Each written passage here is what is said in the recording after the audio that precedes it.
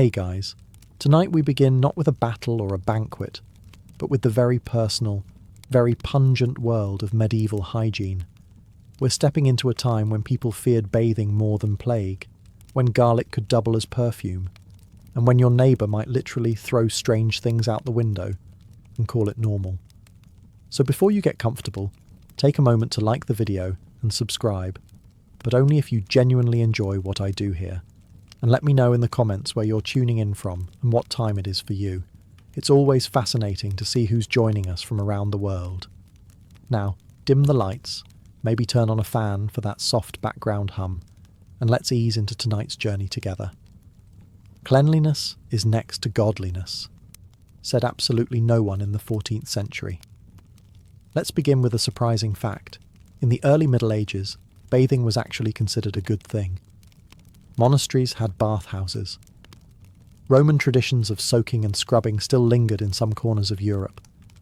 But over time, particularly by the late medieval period, the idea of bathing shifted from healthy to hazardous. So what changed? In short, fear, superstition, and a wildly incorrect understanding of how the human body worked. People believed that hot water opened the pores, which they thought allowed illness to seep in. Imagine bathing during a plague outbreak and thinking, I've just turned myself into a sponge for death. That was the mindset. Bathing too often, they feared, could weaken your body and even invite disease. Water, in this worldview, wasn't cleansing. It was treacherous. It didn't help that bathhouses became morally suspicious. By the 13th and 14th centuries, many public bathhouses, once places of hygiene and even community, became social hubs with a rather scandalous reputation. Some operated like spas, others like brothels. Eventually, church leaders began to associate bathing with sin, which, in medieval Europe, was an excellent way to get things shut down. So instead of scrubbing down, many medieval folks just stopped bathing altogether. Not because they loved being dirty, but because staying dry was seen as safer, holier, and frankly, more modest. After all, being naked was one thing. Being naked in hot water, that was practically inviting the devil in for a splash. This doesn't mean everyone wandered around like a mud-covered goblin. People still cleaned themselves in bits and pieces, washing hands, faces, and feet with cloths and herbal rinses. But the full-body soak became rare, reserved for the very wealthy, the dangerously brave, or the terminally itchy. So yes, medieval people feared bathing. But not because they were lazy or ignorant. They were trying, in their own 14th century way, to stay healthy. Unfortunately, without germ theory, indoor plumbing, or a basic grasp of microbiology, the strategy was more paranoia than prevention. Once upon a time, in a town that didn't yet smell like horse manure and regret, the public bathhouse was a hub of hygiene, health, and mildly inappropriate social interaction. Inspired by lingering Roman influence, early medieval bathhouses offered warm water, communal tubs, and a hint of optimism. These were places where townsfolk could soak, steam, and chat, like a medieval spa day, minus the cucumbers and scented candles. Monks, merchants, and even lower nobles used them. Cleanliness, for a brief moment in time, was both possible and fashionable. Then things got steamy, in the worst way. By the 13th century, bathhouses had acquired a reputation for, let's say, multitasking. Bathing became less about cleanliness and more about companionship. Some bathhouses began offering extra services, with attendants who were suspiciously friendly and water that had seen far too many strangers. The line between wellness and wantonness blurred fast. It didn't take long for the church to get involved. Public nudity, even when paired with a loofah, was frowned upon. Sexual misconduct? Even worse. Bathhouses became synonymous with sin, disease, and scandal. And once the Black Death rolled into town, people were more than happy to shut them down permanently. After all, you can't spread plague through a public tub if the tub's been boarded shut and declared morally compromised. But it wasn't just sin and sickness that doomed the bathhouse. It was suspicion.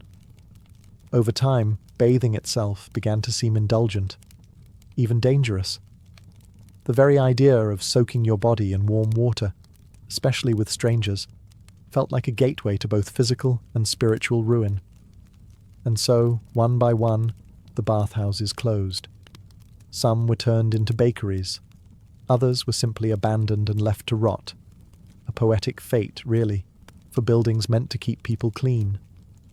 Meanwhile, in monasteries, monks quietly lamented the loss.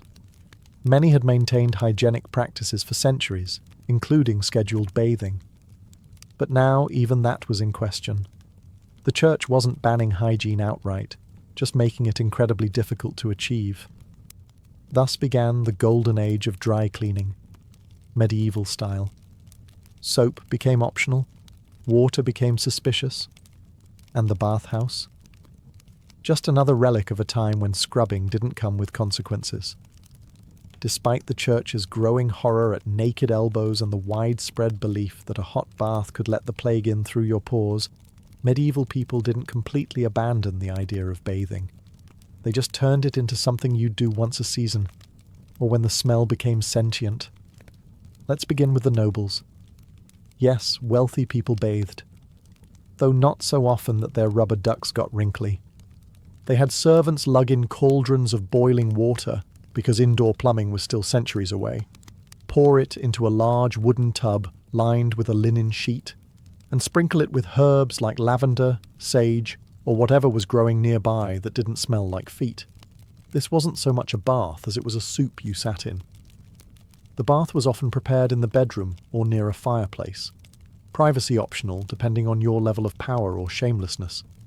Some even shared the tub with their spouse because what's more romantic than floating in each other's filth like medieval fondue? The poor bathed too, but usually in rivers, barrels, or anything that held water and didn't bite. It wasn't about hygiene. It was about efficiency. Might as well wash the kid, the shirt, and the goat all at once, was probably said more than once. In winter, bathing took a back seat to survival, so instead of soap and water, people turned to a strategy known as pretend you're clean and just keep walking. A few urban bathhouses survived, particularly in southern Europe where warmer weather and better plumbing kept the dream of cleanliness alive. These were sometimes well run, with steam rooms and herbal treatments. Other times, they doubled as venues for extracurricular activities not approved by the Vatican. Either way, you left refreshed, mildly steamed, and possibly slightly judged. For special occasions, like childbirth or plague recovery, people would get proper baths.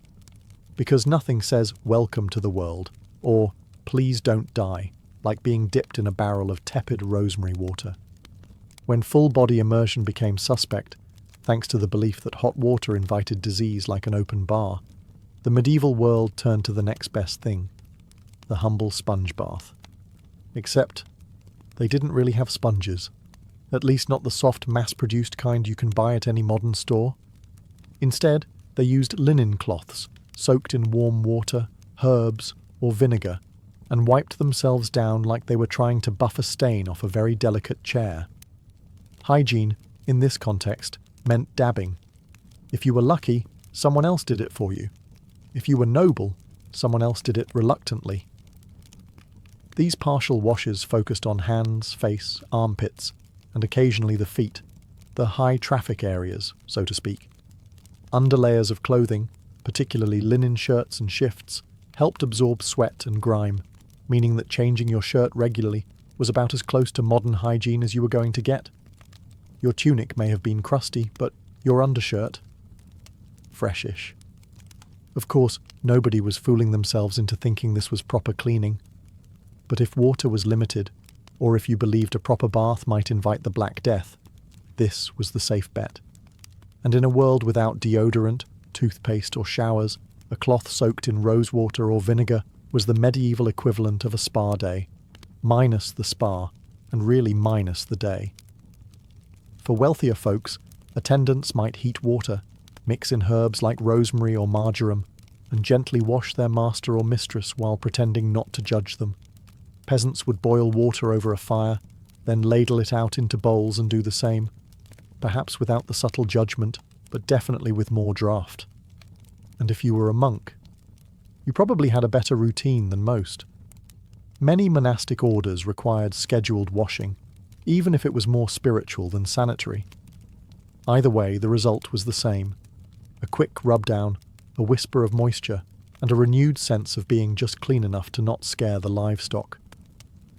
So no, it wasn't glamorous, but it worked, more or less. At least until you had to ride a horse for 6 hours through mud.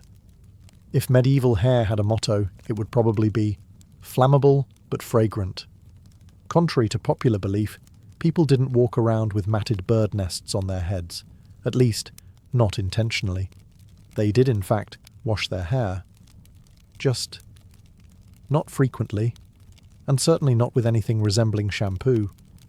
So, what did they use? A variety of home-brewed concoctions that sounded like the first draft of a spellbook. One popular choice was lye soap, made from wood ash and animal fat, which was great for cutting through grease, and also your scalp if used too often. Pair that with water of dubious quality, and you've got yourself a medieval chemical peel. For those hoping to preserve their follicles a little longer, egg yolks were sometimes used as a gentler cleanser. And yes, that meant sitting in a freezing hut with raw eggs sliding down your neck while trying to convince yourself this was nourishing. Others rinsed with beer, which, if nothing else, made you smell like you'd had a wild night, even if you were just trying to remove lice. Some hair washing recipes included vinegar infusions with rosemary or lavender, which did double duty. They covered up other smells and gave the illusion of care. But let's be clear, no one was lathering up and rinsing twice. This was more of a targeted splash and squeeze operation. Water temperature also mattered. Hot water was believed to weaken the brain. Cold water could give you the plague. Lukewarm was the sweet spot, assuming you had fuel to heat it and didn't mind waiting 3 hours for a bucket of bathwater that your sibling hadn't already used. Brushing, on the other hand, was routine. Combs made of bone, wood, or horn were common and often elaborately carved, a rare moment of elegance in an otherwise itchy reality, and people took pride in long, well-kept hair. Noblewomen in particular might spend hours getting their hair braided, coiled, and veiled, all while hoping a nearby fireplace didn't undo their hard work with one rogue spark. Dental care in medieval Europe was less sparkling smile and more, "I still have most of my teeth. What's your excuse?" Now, to their credit, medieval people didn't entirely ignore oral hygiene.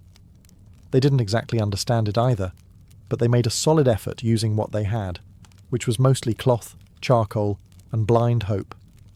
There were no toothbrushes. That innovation was still centuries away.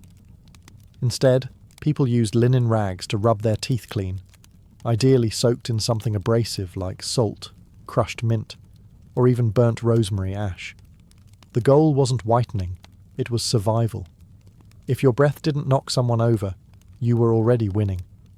Some opted for chewing sticks, thin twigs from trees like hazel or elm, frayed at one end to create a brush-like effect. You'd chew until the fibres separated, then scrub your teeth. Think of it as the original biodegradable toothbrush. Organic, compostable, and weirdly bark-flavoured. To freshen breath, people chewed fennel seeds, cloves, or cardamom, depending on what they could afford or steal from the spice rack. In wealthier circles, you might rinse your mouth with vinegar, wine, or even myrrh water, because nothing says dental sophistication like gargling a fluid also used to embalm pharaohs. And if you're wondering about toothpaste, it did sort of exist. Some recipes included powdered charcoal, crushed eggshells, and oyster shell ash, mixed with honey or oil to form a gritty paste. If your mouth didn't feel cleaner afterward, it at least felt sandblasted. Now, dentists, if you could call them that, were usually barbers on their off days. If a tooth was loose, infected, or just annoying, the solution was simple. Yank it out. No anaesthetic, no questions. Just a wooden chair, a strong grip, and a few words to God. Aftercare included rinsing with wine and hoping your soul left your body before the infection set in. Despite all this, medieval people weren't necessarily toothless. Diets were lower in processed sugar, and many rural folks had better dental health than modern snackers. But when rot did set in, it set in fast, and the only toothpaste strong enough to fix it was divine intervention. Let's be honest, if you time-travelled to a bustling medieval town square, your first reaction wouldn't be awe, it would be gagging, because medieval Europe smelled committed to being unforgettable. There was no sewage system, no deodorant, and very few functioning bathtubs, which meant the average street smelled like a combination of sweat, animals, rotting food, and optimism. If your nose survived a trip through the fish market and past the tanner's shop, congratulations, you'd already done better than most tourists. So how did people deal with this olfactory chaos? They got creative. Enter the pomander, a small hollow ball filled with herbs and spices, worn around the neck or tucked into clothing like a medieval Glade plug-in. These were stuffed with cloves, cinnamon, lavender, or musk, and often dipped in ambergris, whale bath, but fancy, to make them smell pleasant. Think of it as carrying around your own portable air filter, only it didn't purify anything, just politely overpowered the filth. Ladies often wore scented sachets in their bodices, both to mask their own body odour and to ward off the smell of others. Some even braided herbs like rosemary or marjoram directly into their hair. It was equal parts hygiene, fashion, and spiritual pest control. For those with coin, perfume was imported from the Middle East or Italy, made from rose oil or civet, extracted from the rear end of a very surprised cat-like animal. Applying it involved dabbing, waving, and pretending you weren't just covering up the stench of boiled turnips and regret. And then there were the environmental smells, open sewers, livestock, candle smoke, and whatever the local butcher had just flung into the street. Cities were often enveloped in a fog of funk. But no one really complained, because everyone was in the same nasal nightmare together. It was communal suffering, with notes of garlic. The church encouraged spiritual cleanliness, but physical scent was left largely to chance. If you smelled decent, people assumed you were rich or saintly. If you didn't, you were just blending in. If you've ever forgotten to wear deodorant and spent the day nervously checking your armpits like a suspicious criminal, imagine doing that for your entire life. Except no one had deodorant, and everyone smelled like they'd been jousting in wool for 3 days straight. Welcome to the Middle Ages, where body odour wasn't just a possibility. It was an identity. There were no roll-ons, no sprays, and certainly no clinical-strength aluminum-based antiperspirants. People simply sweated, and then made peace with it. Sort of. To mask or manage the musk, people employed various tricks. One common method was alum powder, a naturally occurring mineral salt that has mild antibacterial and astringent properties. It didn't stop sweat, but it could cut down on the stench, assuming you remembered to apply it and didn't mind grinding rocks into your pits. Others used chalk, vinegar rinses, or crushed herbs. Sage, mint, and rosemary were popular, not because they were effective, but because they smelled like something better than you. The logic was simple. If you can't stop the sweat, at least try to smell like a salad. In fact, perfumed handkerchiefs were all the rage among nobles, mostly so they could hold them under their noses while navigating crowded streets. No one wants to smell like medieval stew meat, but everyone did. The best you could do was smell like floral stew meat. Medieval medicine also played its part, unfortunately. Physicians believed sweating was a healthy way to purge bad humours, so blocking it was seen as suspicious, possibly even dangerous. You were expected to sweat, stink, and let the body cleanse itself. You weren't unclean, you were just medically fragrant. Then there was the fashion problem. Layers upon layers of wool, linen, and fur trapped heat and moisture like a mobile greenhouse. Combine that with open fires, feasting, and the occasional plague, and you had yourself a sensory experience worthy of a full-blown evacuation. But hey, you weren't alone. Everyone around you smelled, even the king, even the priests. even the woman selling you radishes who hasn't bathed since Epiphany. In short, deodorant wasn't real, but shared suffering absolutely was. In a world without showers, soaps that didn't maim, or deodorant that didn't involve herbs stuffed into your armpit, medieval people turned to an unlikely hero in their hygiene routine: linen. Not to eat off of, but to wear, preferably close to the body and changed before it grew legs. Linen undergarments were the unsung saviours of the Middle Ages. Breathable, absorbent, and surprisingly durable, they were worn beneath the heavier, more unwashable layers of wool and fur. Linen shirts, chemises, and shifts soaked up the sweat, grime, and everything else the body enthusiastically produced in a world that celebrated moisture but misunderstood soap. The logic was elegant. Wash the linen, not the person. Because scrubbing your own body was risky, see, the plague, but scrubbing your shirt, perfectly safe. People might go weeks without bathing, but they would change their underlayer, sometimes even twice a week, which, by medieval standards, was practically saintly. Linen was so respected that it became a status signal. If your shirt was white and relatively clean, people assumed you had your life together. If it was grey, crusty, and sprouting mould, well, you were either poor, possessed, or recently resurrected. For women, the linen shift was essential. It protected outer garments from sweat, and perhaps more importantly, from the smell of sweat.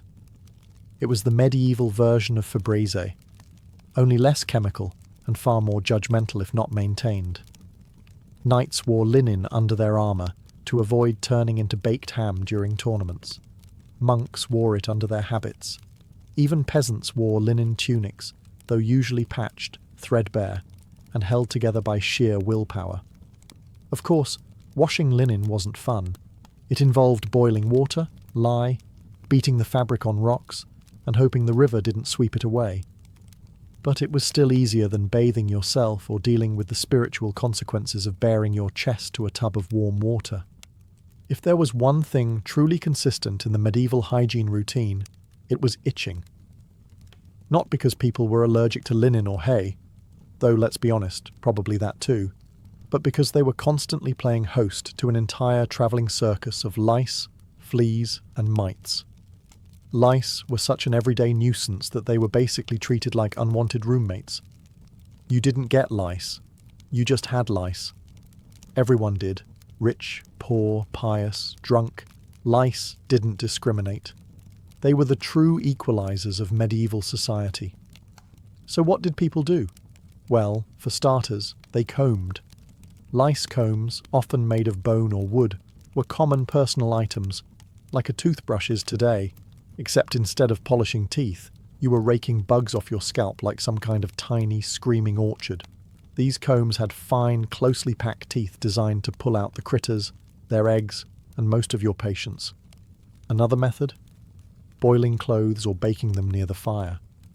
The heat could kill the lice, assuming you didn't burn your only tunic in the process. This is also why you might see medieval illustrations of people holding up their shirts near a flame.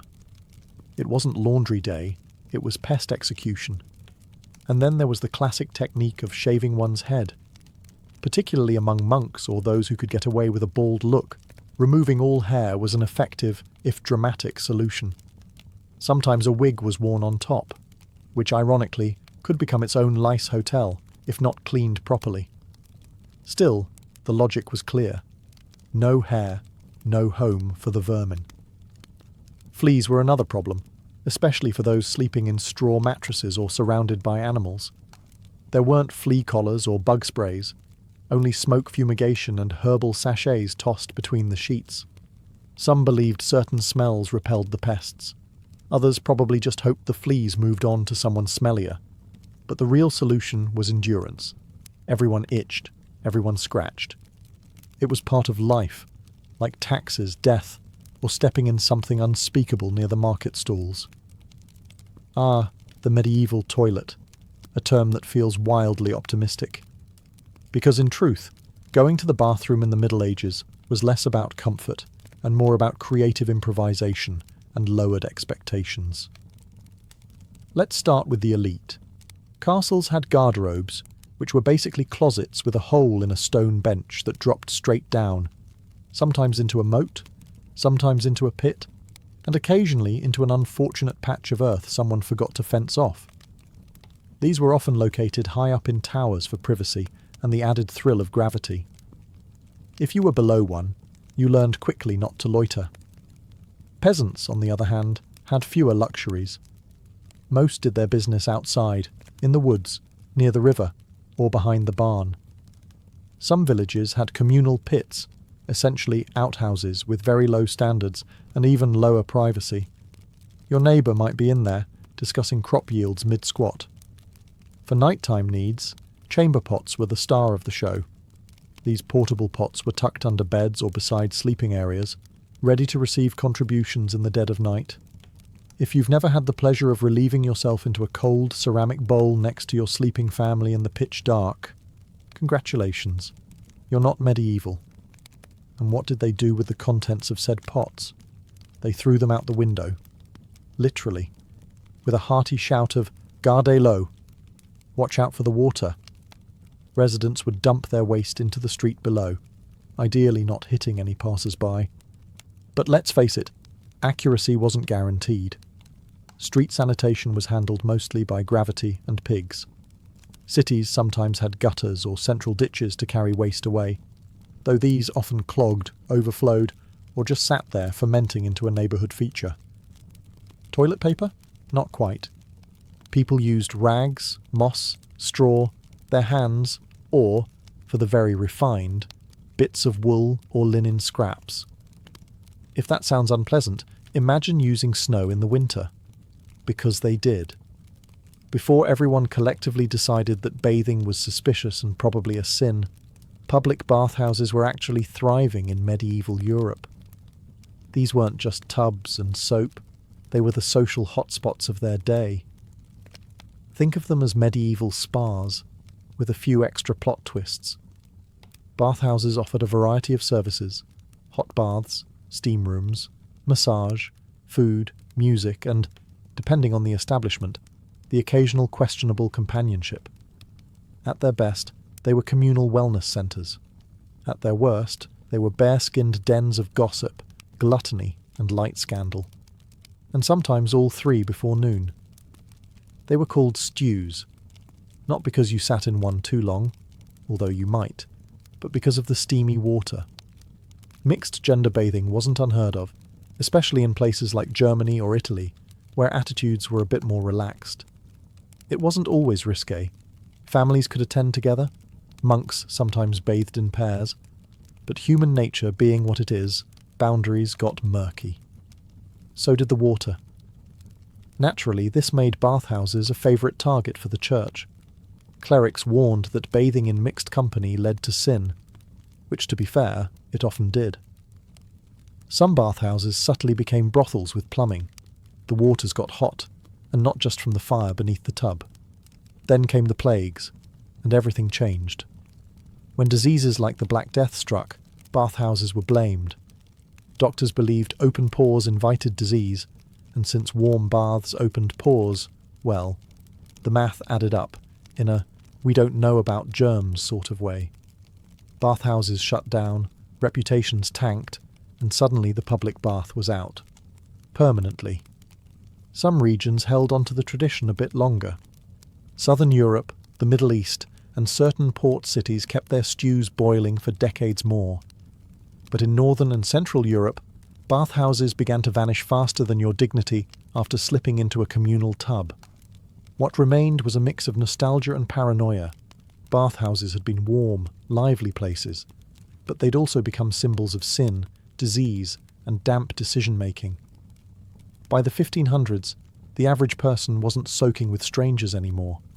They were dabbing at their armpits with vinegar and praying for the invention of soap that didn't smell like goat. Soap in the Middle Ages was a lot like medicine at the time, harsh, experimental, and likely to make you question your life choices. It technically worked, but using it felt more like punishment than self-care. The most common recipe? A hearty blend of animal fat and lye, or, if you want to sound fancy, rendered tallow and wood ash. When combined, these ingredients created a substance that could strip dirt, oil, and possibly your soul from any surface. Early soap didn't come in pleasant pastel bars with ocean breeze scents. It came in coarse, waxy lumps that looked like something you'd avoid stepping in. To make it, you needed patience and a strong stomach. Boil down sheep or pig fat, stir in alkaline ash water, and wait while it hardened into blocks. If you added herbs like lavender, rosemary, or mint, you could convince yourself it was artisanal. But mostly, it just smelled like damp campfire and disappointment. Soap was mainly used for laundry and heavy-duty scrubbing, not so much for the body, at least not casually. Skin was considered delicate, and lye soap could turn a bath into a mild chemical burn.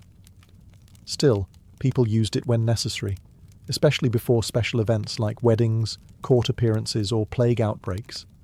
More refined soaps came from the Islamic world and southern Europe, particularly Castile soap from Spain, made with olive oil instead of animal fat, and far gentler on the skin.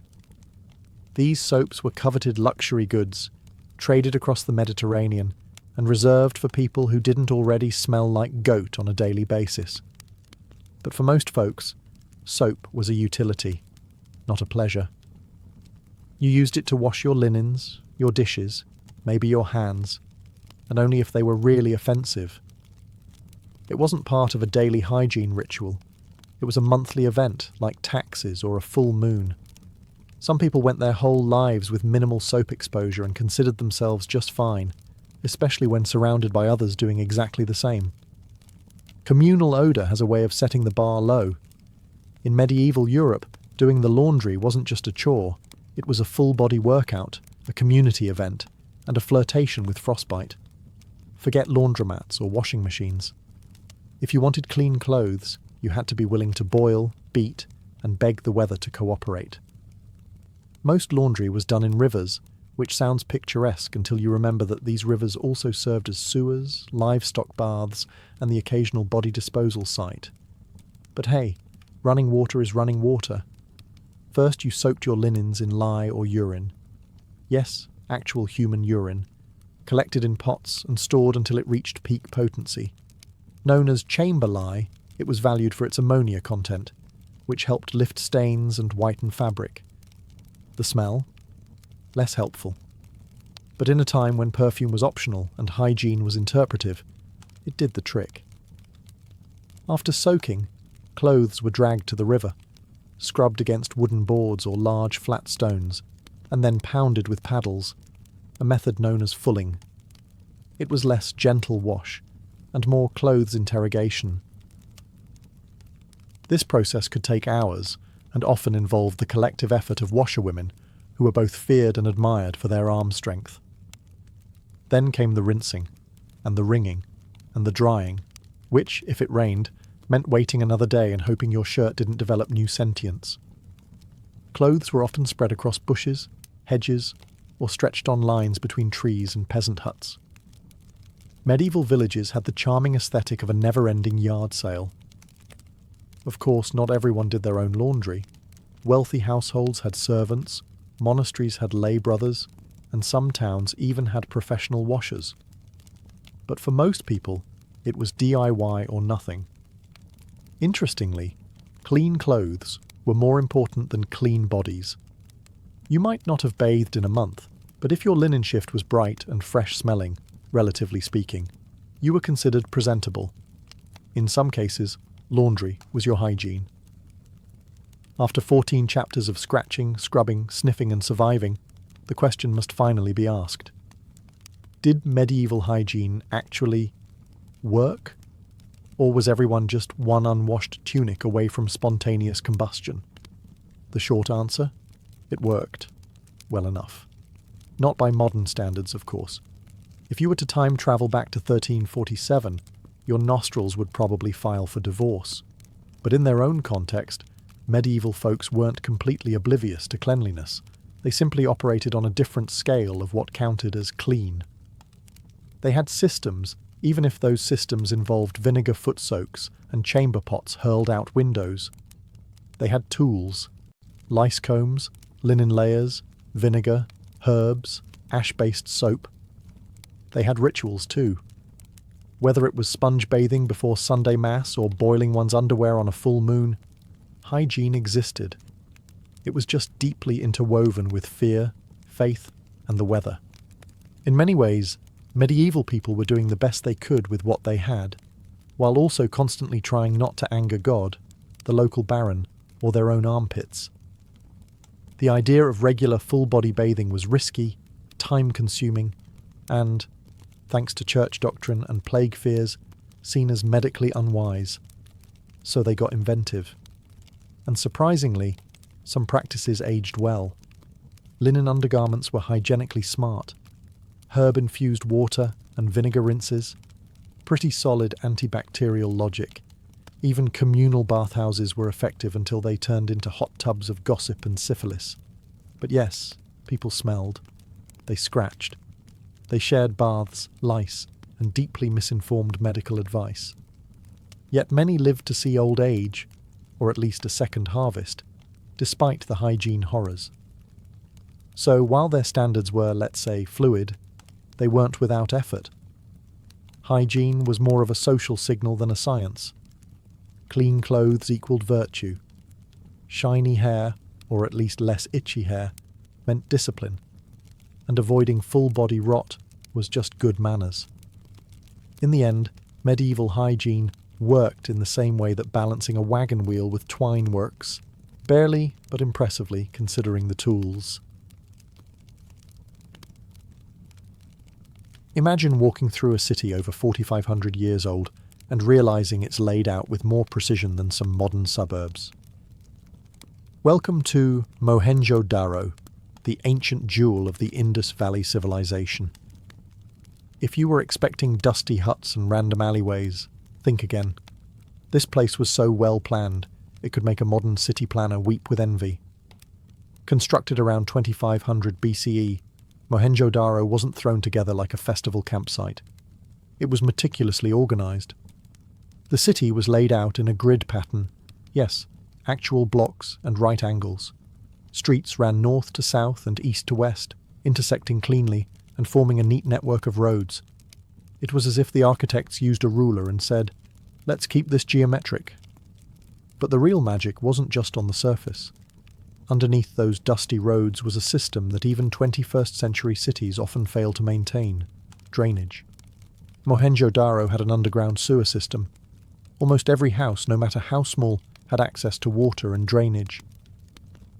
Wastewater flowed from homes into covered drains, running alongside the streets. You could almost hear the ancient residents saying, "Yes, actually, sanitation matters." The city wasn't just a giant bathroom with bricks, though. It was zoned with intention. There was a citadel on a raised mound, probably home to administrative or religious elites, and a lower city where the general population lived. Public buildings like the famed Great Bath suggest that this wasn't just about survival. There was ritual, maybe even recreation, soaked into the clay bricks. Markets likely thrived along the main streets, and houses varied in size, indicating social stratification, but even the modest homes had private wells and toilets. Let that sink in. People with fewer means still had indoor plumbing 4 millennia ago. Meanwhile, many 19th century Europeans were still throwing waste out of windows.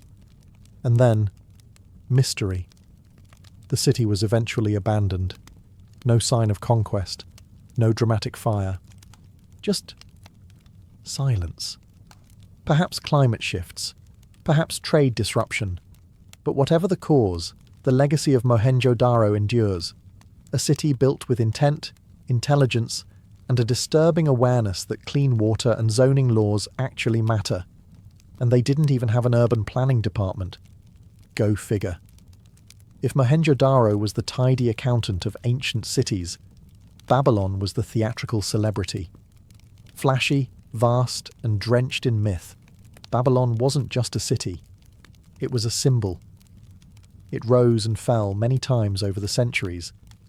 But in its prime, around the 6th century BCE under Nebuchadnezzar II, Babylon was the glittering heart of Mesopotamia. Now, Don't let the poetry fool you. This place was as carefully planned as it was majestic. Babylon was a walled city with massive gates, the most famous being the Ishtar Gate, adorned with dazzling blue tiles and sacred lions that looked like they belonged in a dream sequence. And no, it wasn't just decorative. That gate was part of a carefully orchestrated urban layout. At the centre of Babylon's design was a sacred axis, a processional way that ran straight through the city. This wasn't just a road, it was a parade route for gods. Literally. Religious festivals like the Akitu, New Year Festival, would process along this street, linking the great Etemenanke ziggurat, which may or may not have inspired the story of the Tower of Babel, to the mighty Esagila temple, dedicated to the god Marduk. Urban planning here was part piety, part propaganda. You didn't just live in Babylon, you walked its holy narrative every day. Babylon's streets curved with the river and obeyed the land's contours, but they were also zoned smartly.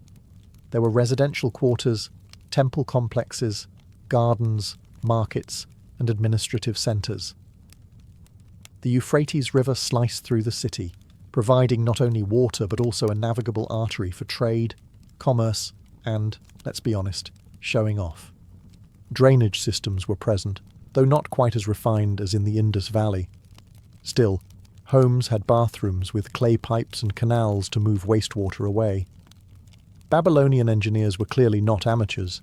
Even bricks bore inscriptions of the king's name, because if you're going to build sewers, you might as well brand them. Babylon was a city designed to impress both mortals and gods. Every street, every gate, every temple was a statement. Look upon my works, ye mighty, and marvel at the zoning permits.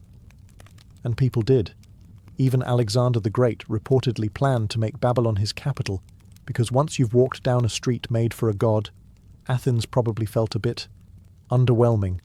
Roughly 1,000 years before the Aztecs marveled at its ruins and named it Teotihuacan, the place where gods were born. This ancient Mexican city was already flexing its urban design skills. At its peak around 500 CE, Teotihuacan was one of the largest cities in the world, with a population north of 100,000. And unlike the chaotic sprawl of some modern megacities, this place was deliberately mapped out with the precision of a sacred geometry student who never forgot their protractor. The city's most iconic feature? The Avenue of the Dead. Despite its morbid name, thanks Aztecs, it was less a cemetery and more a ceremonial boulevard stretching over 2 miles. This grand avenue was no accident. It was a central axis, aligned with astronomical events and flanked by temples, plazas, elite residences, and bustling market zones. It connected the Pyramid of the Moon at the north with the enormous Pyramid of the Sun, creating a sacred spine that structured the entire city. Now here's where things get even more advanced. Teotihuacan's layout was orthogonal. The whole city followed a grid system, tilted about 15.5 degrees off true north, possibly to align with specific celestial phenomena or sacred mountains. It wasn't random, it was cosmological. This was urban planning with a cosmic compass. And zoning? Absolutely. Residential compounds were laid out in modular blocks, often housing multiple families with access to shared patios and drainage systems. Some compounds were highly decorated, indicating wealth, while others showed a more communal, working-class lifestyle. This wasn't just a city, it was organised society made visible in stone and stucco. Teotihuacan also had a complex water management system. Canals and drains ran alongside streets and through residential zones, helping to prevent flooding in the rainy season. Engineers clearly understood their environment and planned accordingly. You get the sense they would have been deeply offended by potholes. There's still much we don't know: who ruled, how power was structured.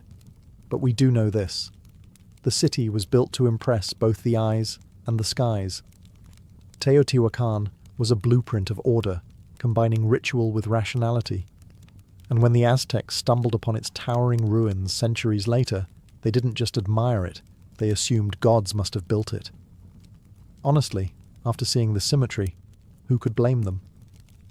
When we talk about ancient urban planning, It's tempting to imagine a single mastermind, the ancient version of a city architect with a scroll and a vision. But in the Indus Valley civilization, it seems the planning came not from a ruler's decree, but from a cultural consensus so strong that multiple cities across the region, from Harappa to Lothal, share shockingly similar features. These weren't sister cities. They were practically architectural clones. And that says something profound. Take Harappa, located in what is now modern-day Pakistan. Like Mohenjo-Daro, it too was laid out in a grid-like pattern, with uniform brick sizes, clear zoning for industrial, residential, and administrative use. And, you guessed it, advanced drainage systems. Each home was connected to street drains via private chutes or underground terracotta pipes. This wasn't just sanitation. It was dignity by design, ensuring that even common citizens had clean facilities. Lothal, another Indus city near the Arabian Sea, added a new layer of sophistication: port planning. Yes, Lothal had a dockyard, possibly the earliest known in the world, complete with a massive basin and sluice gates to control water levels. This wasn't just a riverside outpost. It was a shipping hub with infrastructure that anticipated tides and flow patterns. And you thought Venice was clever. What makes it even more remarkable is that there's no evidence of kings, palaces, or military fortresses. No statues of ruling elites. No epic inscriptions boasting about victories. Instead, the cities seem to have been run by efficient bureaucracies or councils focused on hygiene, trade, and ritual. Their power came from engineering, not empire. Artifacts like standardized weights and measures suggest a deeply regulated economy, with designated market areas and craft zones. You could almost imagine ancient planning committees arguing over warehouse placement and sewer width, because these decisions were made, and they stuck, across hundreds of miles. And they weren't just building for the elite. The uniformity in home construction, access to water, and public amenities like baths and wells point to an urban ideal that was collective, not hierarchical. The real architects of the Indus cities weren't just building towns. They were shaping a society where order was embedded in every brick, and where planning wasn't a privilege. It was a principle. When we think of zoning today, we picture bureaucrats arguing over parking permits and whether someone's Airbnb violates residential codes. But zoning, dividing a city into designated areas for living, working, worshipping, and dumping your garbage, isn't modern. It's ancient and surprisingly widespread. Cities like Mohenjo-Daro, Babylon, and Teotihuacan weren't just random clusters of buildings. They were carefully orchestrated spaces, each with a logic behind the layout. Let's start with Mohenjo-Daro again. There, the raised citadel housed public baths, granaries, and possibly administrative buildings. Below it lay the residential quarters, with broad avenues separating them. Workshops and kilns were kept at the edges, probably because nobody wanted their home filled with smoke and clanging pottery wheels. It's zoning by common sense. But the impressive part is that this model repeated across Indus cities. Now jump over to Babylon. Babylonian zoning was driven not just by utility, but also by ritual and propaganda. Temples and palaces dominated the city's heart, linked by ceremonial roots. Administrative buildings and elite homes clustered nearby, while commoners and markets were pushed outward. But everyone, rich or poor, lived under the same city layout philosophy: organized, purposeful, and impressively sophisticated. Then there's Teotihuacan. Here, zoning reached almost surgical precision. The city's layout followed a strict grid, but each sector had a clear identity. There were residential compounds, craft production zones, market areas, and temple complexes, all coordinated like parts of a body. Some compounds even housed immigrants, entire neighborhoods of people from Oaxaca or the Gulf Coast, each built in the architectural style of their homeland.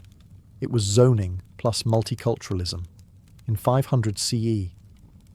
This level of spatial organization shows one critical thing.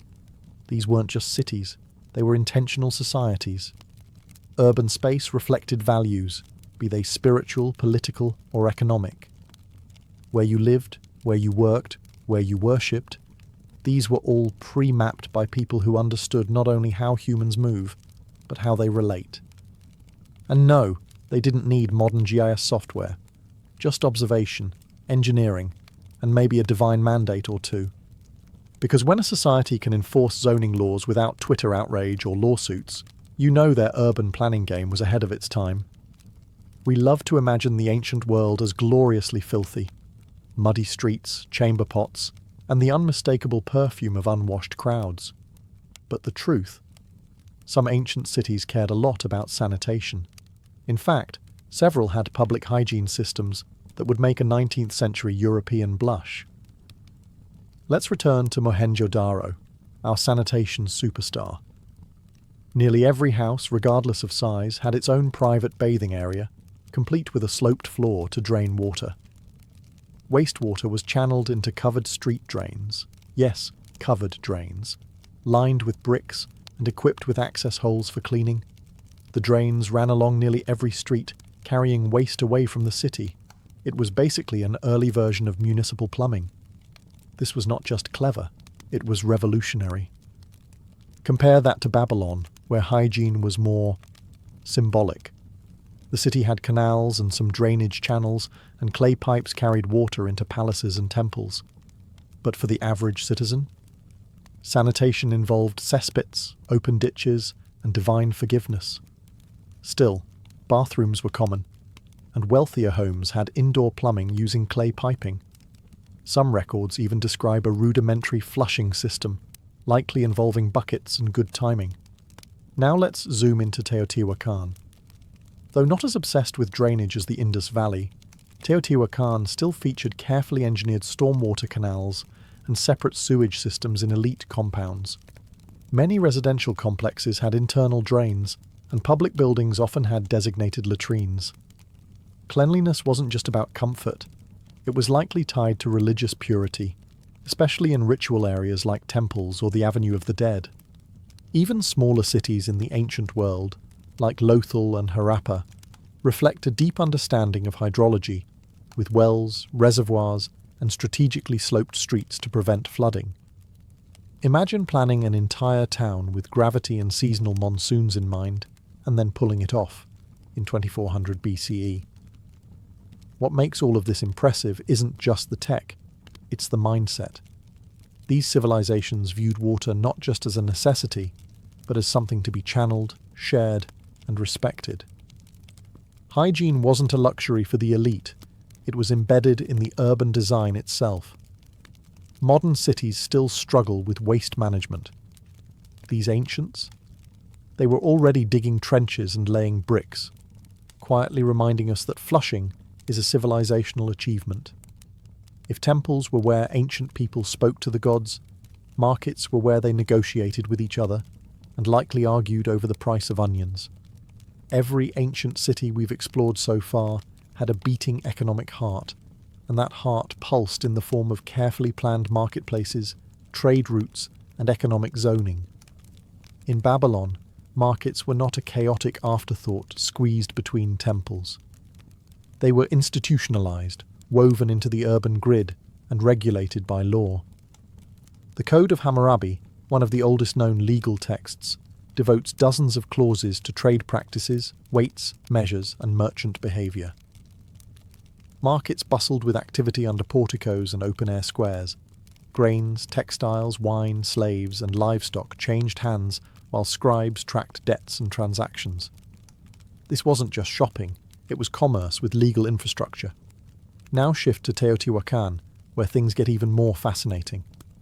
The city hosted enormous market plazas, especially near the Ciudadela complex, where thousands gathered to trade obsidian tools, cacao, feathers, ceramics, and salt.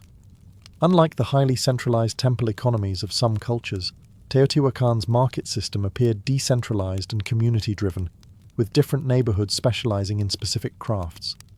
Think of it as an ancient version of local Etsy shops, except your supplier lived in the next compound. Meanwhile, in Mohenjo-Daro and other Indus cities, The urban layout reveals designated bazaar zones with wide avenues and adjacent warehouses. Archaeologists have uncovered standardized weights and scales, suggesting a robust system of regulation. Goods from as far away as Mesopotamia, including seals and precious stones, have been found in Indus sites, indicating that international trade was a thing. Imagine your neighborhood fishmonger accepting Mesopotamian currency and not even blinking. But it wasn't just about money. Markets were social hubs. In Babylon, they were places to catch gossip, settle disputes, and see who was wearing the latest Assyrian tunic. In Teotihuacan, they were multicultural melting pots, with traders and travellers from distant lands mingling among pyramids. Even the Indus cities, which lacked grand palaces or temples, prioritized economic zones in their design. Trade drove innovation. It demanded roads, regulation, and records. And ancient urban planners responded, not with chaos, but with structure. Behind every sacred temple or fortress wall, there was a merchant yelling, "Best price in the city." In the ancient world, urban planning wasn't just about sewage systems and shopping districts. It was about the gods. Temples weren't hidden in quiet corners. They dominated skylines, sat atop the city's highest points, and demanded prime real estate. If markets were the city's heartbeat, temples were its soul, and ancient planners made sure everyone knew it. Start with Babylon. The skyline was pierced by the Etemenanke ziggurat, a multi-tiered mountain of baked brick dedicated to the god Marduk. It was no modest shrine. It was an architectural flex. Measuring around 91 metres high, if ancient sources are to be believed, it was meant to bridge heaven and earth. And this wasn't just spiritual, it was centralised urban messaging. Roads led to the temple, ceremonies revolved around it, and the entire city bowed, architecturally and ritually, to its divine core. Teotihuacan, too, placed its spiritual heart front and centre. The Pyramid of the Sun and the Pyramid of the Moon weren't just ceremonial structures, they were urban anchors. The Avenue of the Dead connected these temples like a celestial path, aligning with astronomical events and possibly even solstices. Everything, from residential compounds to market spaces, seemed to radiate out from these temples. They weren't background props. They were cosmic coordinates, guiding both foot traffic and philosophy. And then there's Mohenjo-Daro, which didn't have towering ziggurats or pyramids, but instead gave us the Great Bath, a large public water tank likely used for ritual purification. This wasn't just a swimming hole, it was engineered with watertight bricks, a sophisticated drain system, and possibly linked to spiritual practices of cleanliness and rebirth.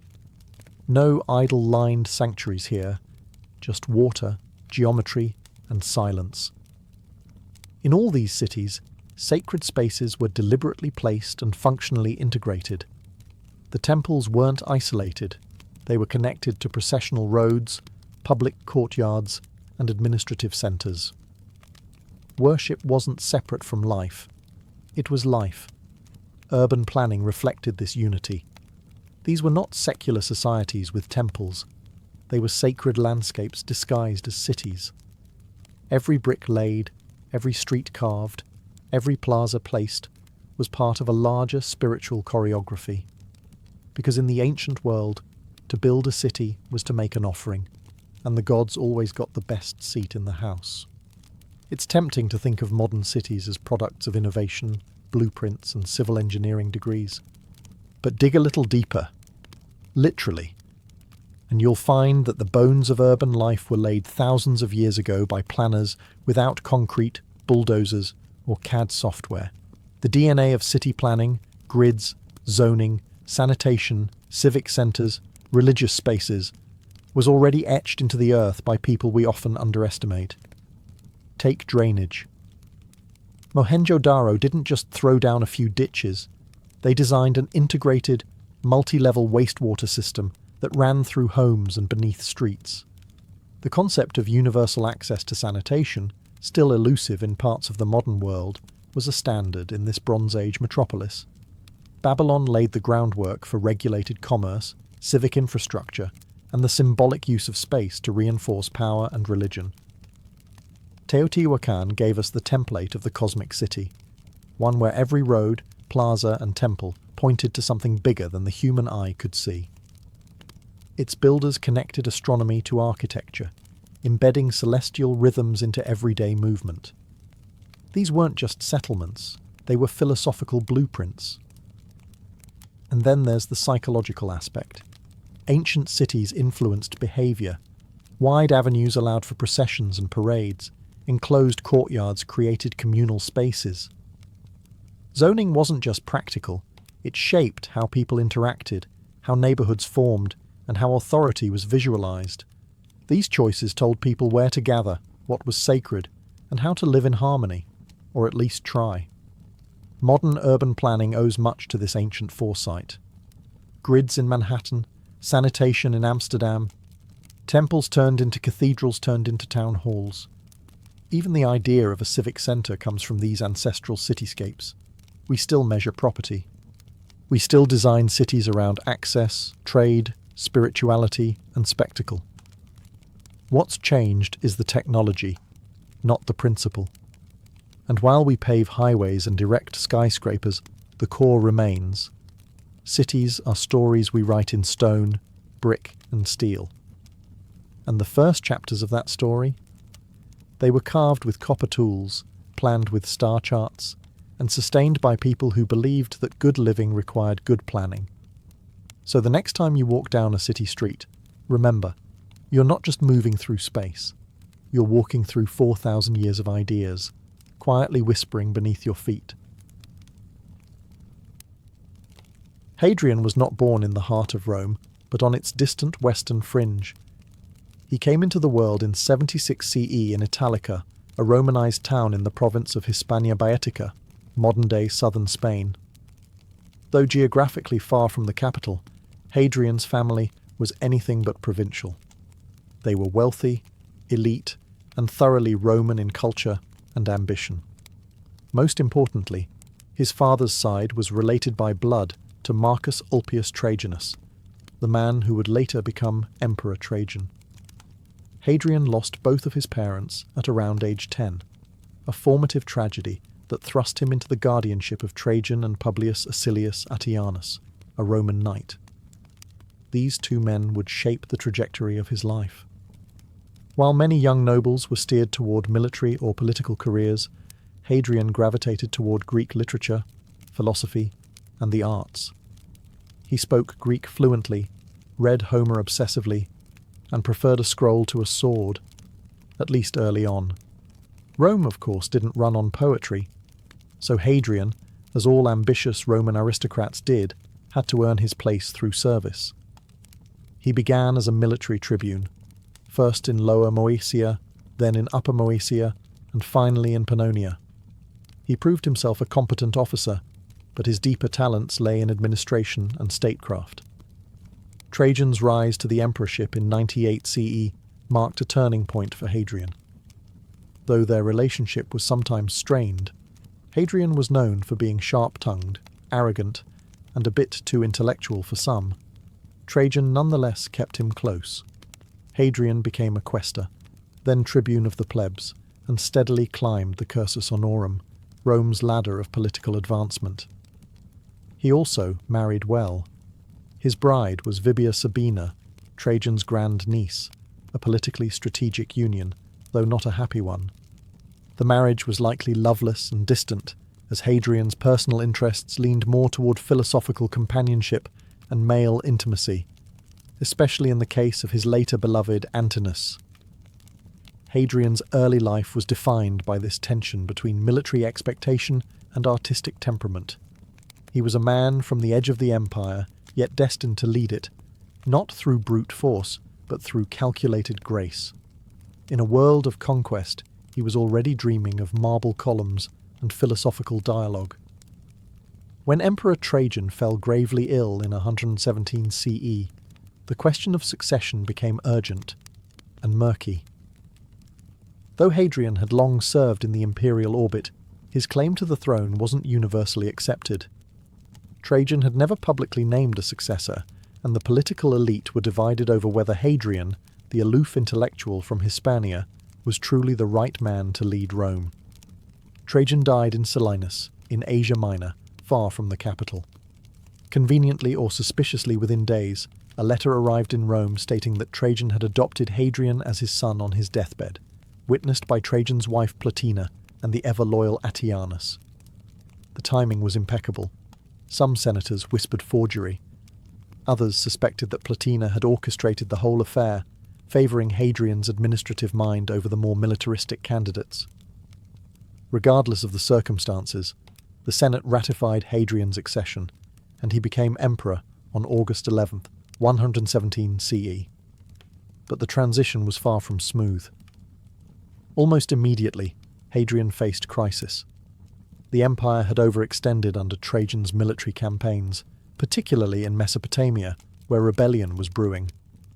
Rather than continue aggressive expansion, Hadrian made the pragmatic and unpopular choice to withdraw from Trajan's eastern conquests, including Armenia and Mesopotamia. This angered many senators and military men who had bled for those victories. Hadrian was accused of cowardice, even betrayal. And then came the bloodbath. Shortly after his ascension, 4 prominent senators, who had openly opposed Hadrian's rise, were executed under vague charges of conspiracy. Hadrian publicly denied involvement, blaming Attianus, but few believed him. This act permanently tainted his relationship with the Senate, even as he tried to govern with restraint and lawfulness. The message was clear. Hadrian could philosophize like a Greek, but he would rule like a Roman.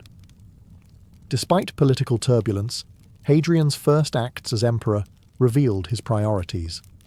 He cancelled debts, distributed money to the poor, and secured military loyalty with generous donatives. He made a symbolic break from endless conquest and began refocusing Rome's energy inward, on consolidation, infrastructure, and stability. Hadrian may have come to power through whispered corridors and shadowy signatures, but once in the purple, he wasted no time in making the empire his own. Hadrian wasn't content to rule from the comfort of marble halls in Rome. Unlike most emperors, he saw the empire not as a distant abstraction, but as a living, breathing landscape, and he was determined to walk it. From the moment he secured his throne, Hadrian set out on a mission to visit nearly every province under his control. It wasn't ceremonial, it was hands-on governance, inspection, correction, diplomacy, and vision, all wrapped in sandals and sweat. Over the next 2 decades, Hadrian would log more miles than any emperor before or after him. His first major tour began in 121 CE and lasted nearly 5 years. He travelled through Gaul, Germania, Britannia, Hispania, Africa, the Balkans, Greece, and Asia Minor, not by chariot, but often on foot, alongside his soldiers. It was part leadership, part spectacle. In Britannia, Hadrian witnessed firsthand the instability along Rome's northern frontier. The Caledonian tribes, future Scots, were relentless. Rome had pushed too far, and Hadrian opted to pull back and fortify. The result was his most famous legacy, Hadrian's Wall, a 73-mile-long stone barrier stretching across northern England. It wasn't just military, it was psychological. A statement of limits. Rome would defend what it had, not reach endlessly for more. In Africa, he inspected fortresses and addressed infrastructure. In Asia Minor, he funded public works and temples. In Egypt, he was treated like a living god and nearly drowned on the Nile. Everywhere he went, he tied the empire together through appearances, policy, and architectural patronage. But his favourite stop was always Greece. Hadrian adored Hellenic culture, its language, philosophy, and aesthetics. He participated in the Eleusinian mysteries, patronised philosophers, and even earned the nickname Graeculus in his youth. He wasn't insulted. He leaned into it. In Athens, he financed the completion of the Temple of Olympian Zeus, began construction of the Library of Hadrian, and sought to revive the Pan-Hellenic League, uniting Greek cities under cultural pride. His travels weren't vacations, they were statecraft. By physically appearing in every corner of the empire, Hadrian reminded the provinces they were not forgotten. He wasn't just the emperor in Rome, he was the emperor on their roads, in their markets, inspecting their temples, and sharing their dust.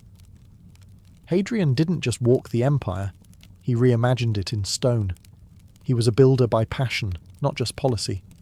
His reign marked a golden age of imperial architecture, where concrete and marble became tools of philosophy, power, and cultural fusion. Wherever he went, Hadrian left behind arches, aqueducts, baths, theatres, and temples, not just as monuments, but as blueprints for a unified empire. Perhaps his most iconic contribution within Rome itself was the Pantheon, rebuilt under his orders around 126 CE. While Agrippa's earlier version had burned down, Hadrian's vision transformed it into one of the most enduring buildings in history. With its massive dome and oculus, the Pantheon became a marvel of Roman engineering and a symbol of the heavens touching the earth. It was religious, geometric, cosmic, and deeply Hadrianic. Then there was his villa at Tivoli, a sprawling complex east of Rome that became both retreat and laboratory. Unlike typical imperial villas, Hadrian's estate was a curated architectural portfolio. It replicated famous landmarks from across the empire, Egyptian colonnades, Greek stoas, and even a miniature canal modelled on the Nile. This wasn't a villa, it was a philosopher king's dreamscape, a statement that Rome encompassed all worlds. Across the provinces, he launched massive infrastructure campaigns. In Athens, he completed the Temple of Olympian Zeus, a project abandoned for centuries. In North Africa, he funded roads, aqueducts, and granaries. In Asia Minor and the Levant, he rebuilt cities ravaged by earthquakes. In Jerusalem, he controversially refounded the city as Aelia Capitolina, sparking outrage among the Jewish population, an act that would have consequences later. Hadrian's architectural style was as eclectic as his travels. He loved arches, symmetry, and domes, but he also incorporated Greek aesthetics, Egyptian motifs, and local materials. He didn't force Roman identity on the provinces. He wove their traditions into imperial fabric. Architecture for Hadrian wasn't just about utility or beauty. It was a philosophy in stone. A silent way of saying, Rome is not just a place, it is an idea, and this is what it looks like. Through bricks and mortar, Hadrian didn't just preserve the empire, he defined its soul. Among the many people who walked beside Hadrian during his travels, none would leave a deeper emotional imprint than Antinous, a beautiful young man from Bithynia in Asia Minor. Their relationship, tender, controversial, and ultimately tragic, would shape the emperor's personal mythology and produce one of the most unusual cults in Roman history. Antinous first appears in Hadrian's life around 124 CE, likely as a teenage companion.